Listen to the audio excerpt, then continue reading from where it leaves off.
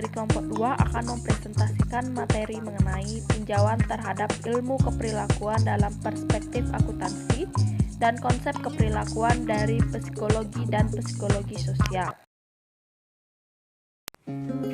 Selanjutnya yaitu aspek keperilakuan pada akuntansi, di mana di sini ada dua, yaitu manusia dan faktor sosial. Contoh pihak yang menggunakan laporan keuangan yaitu ada dua pihak. Yang pertama pihak internal dan eksternal, di mana pihak internal seperti manajemen, di mana informasi akuntansi digunakan sebagai memotivasi dan penilaian kinerja. Yang kedua yaitu pihak eksternal seperti investor, di mana sebagai pengambil keputusan bisnis. Sehingga di sini perlunya aspek keperilakuan. Selanjutnya yaitu dimensi akuntansi keperilakuan, di mana ada tiga. Yang pertama yaitu pengaruh antara perilaku manusia terhadap desain, konstruksi, dan penggunaan sistem akuntansi, di mana dilihatnya bagaimana sikap memengaruhi sifat dasar pengendalian akuntansi.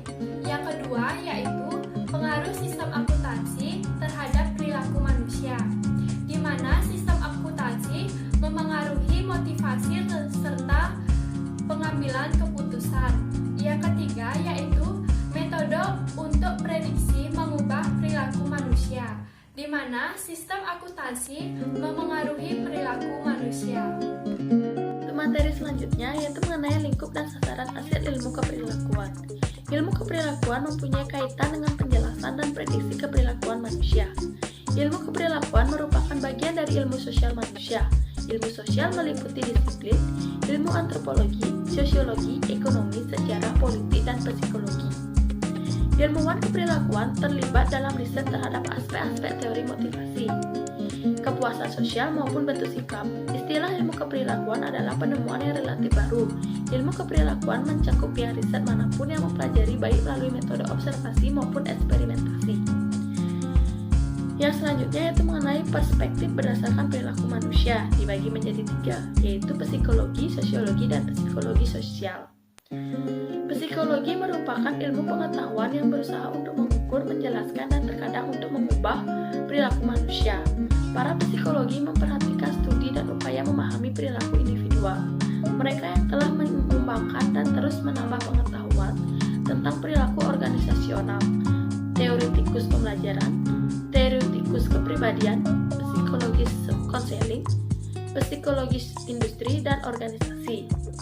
Yang kedua yaitu adanya sosiologi. Sosiologi mempelajari orang-orang dalam hubungannya sesama manusia. Secara spesifik, sosiologi telah memberikan kontribusi yang besar pada pelaku organisasi melalui studi mereka terhadap perilaku kelompok dalam organisasi, terutama organisasi yang formal dan relatif rumit. Yang terakhir yaitu psikologi sosial, di mana psikologi sosial adalah suatu bidang kajian di dalam psikologi, tetapi memadukan konsep-konsep baik dari psikologi maupun sosiologi. Psikologi sosial memfokuskan pada pengaruh interaksi antara orang-orang dan bukan pada rangsangan fisik. Menurut Robin 2003, dari ketiga ilmu tersebut, yaitu psikologi, sosiologi, dan psikologi sosial, menjadi kontributor utama dari ilmu keperilakuan. Ketiganya melakukan pencarian untuk menguraikan dan menjelaskan perilaku manusia, walaupun secara keseluruhan mereka memiliki perspektif yang beda mengenai kondisi manusia. Yang pertama di sini saya akan menjelaskan hal penting dalam berperilaku organisasi, yaitu ada 4 poin. Yang pertama ada budaya, yang kedua ada gaya manajemen, yang ketiga ada organisasi informal, yang terakhir ada persepsi dan komunikasi. Di sini saya akan menjelaskan yang pertama ada budaya, yaitu peraturan atau kebiasaan yang berlaku dalam sebuah perusahaan. Misalnya sebelum melakukan kerja, dilakukan briefing terlebih dahulu yang dipimpin oleh para manajer tiap-tiap bagian.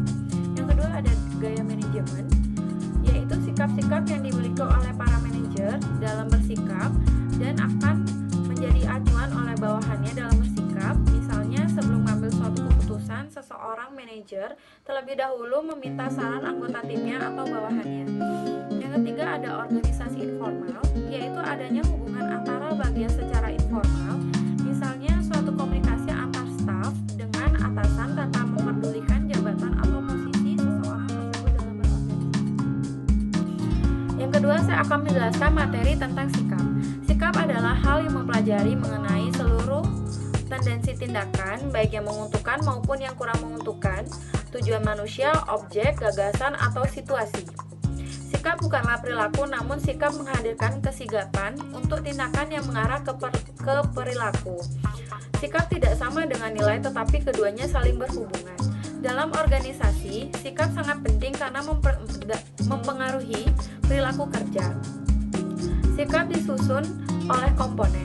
Komponen terdiri dari gagasan, persepsi, dan kepercayaan. Sikap mempunyai 4 fungsi, yaitu yang pertama ada pemahaman, yang kedua ada kebutuhan atas kepuasan, yang ketiga ego yang defensif, yang terakhir ada ungkapan nilai. Selanjutnya saya ada persepsi.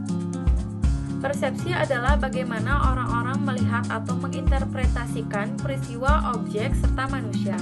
Menurut Kamus Besar Bahasa Indonesia, persepsi adalah sebagai tanggapan atau penerima langsung dari suatu atau proses seseorang untuk mengetahui beberapa hal melalui panca indera. Sedangkan dalam lingkup yang lebih luas, persepsi merupakan suatu melibatkan pengetahuan sebelumnya menginterpretasikan stimulasi yang ditujukan oleh panca indera. Adapun faktor-faktor yang proses yang dalam memperoleh dan mempengaruhi persepsi dalam situasi yang terdiri dari waktu, keadaan atau tempat kerja, dan keadaan sosial. Faktor yang mempengaruhi persepsi adalah perilaku, persepsi atau karakteristik of the perceiver. Yang kedua ada target atau karakteristik of perceived. Yang ketiga ada situasi atau situation context. Yang terakhir ada persepsi terhadap orang lain. Sekian dari saya, terima kasih. Yang pertama, saya akan menjelaskan tentang nilai.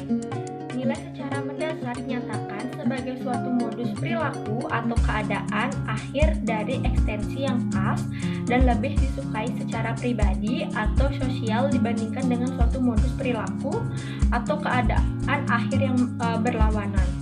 Yang pertama ada arti penting nilai, yaitu dalam mempelajari perilaku dalam keorganisasian. Nilai dinyatakan penting karena meletakkan dasar untuk memahami sikap serta motivasi dan karena nilai mempengaruhi sikap manusianya. Yang kedua itu ada nilai dan dilema etika, yaitu permasalahan profesi akuntansi sekarang ini banyak dipengaruhi masalah kemerosotan standar etika dan krisis kepercayaan.